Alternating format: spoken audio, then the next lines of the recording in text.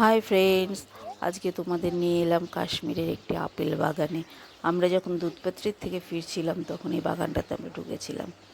কী যে সুন্দর লাগছে না বাগানটা, তোমাদের বলে বোঝাতে পারবো না। পুরো বাগান ছুটে বেরিয়েছি, কোন গাছ ছেড়ে কোন গাছ দেখবো। এত সুন্দর লাগছে দেখতে। আসলে কি বলো তো, এত কাছ থেকে তো এভাবে আপেল গাছ দেখিনি, এভাবে আপেল ধরে থাকতেও দেখিনি। তাই না, আনন্দে পুরো পাগল হয়ে যাওয়ার মতন অবস্থা হয়েছিল। তাই ভাবলাম তোমাদের সাথে একটু শেয়ার করি। আনন্দটা একা কেন উপভোগ করব, তোমাদের সাথেও ভাগ করে নিই। দেখেছো প্রত্যেকটা গাছে, দেখো কিভাবে প্রত্যেকটা ডালে থোকা থোকা হয়ে আপেল ধরে আছে। কি সুন্দর লাগছে না দেখতে সামনে থেকে।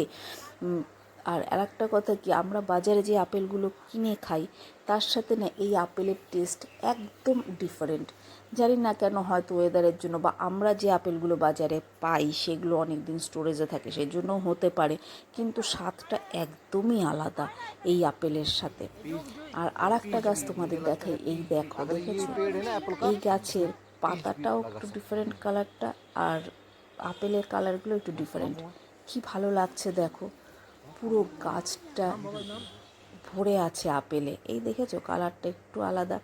তা আমরা যখন এই বাগানের যে মালিক, সেই ভাইয়াকে যখন জিজ্ঞাসা করলাম এই গাছটার ব্যাপারে, তখন উনি বললেন যে পিচ আর আপেল ক্রস করে এই গাছটা লাগানো হয়েছে, যার জন্য এই গাছের কালারটা, মানে আপেলের কালার বা পাতার কালার একটু ডিফারেন্ট।